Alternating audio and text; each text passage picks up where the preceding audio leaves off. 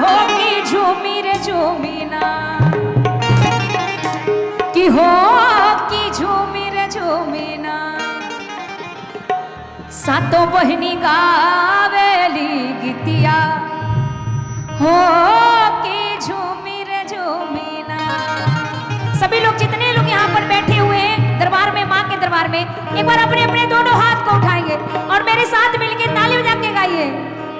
ताली बजा के पीछे से हमारे कैमरामैन वाले भाई आप लोग भी थोड़ा बजा लीजिए। माँ के दरबार में एक बार जोरदार ताली। बोले सच्चे दरबार की, दुर्गा मैया की, और मेरे साथ कि निमिया के डाढ़ मैया लावेली झूलवा हो की झूमी रे झूमीना।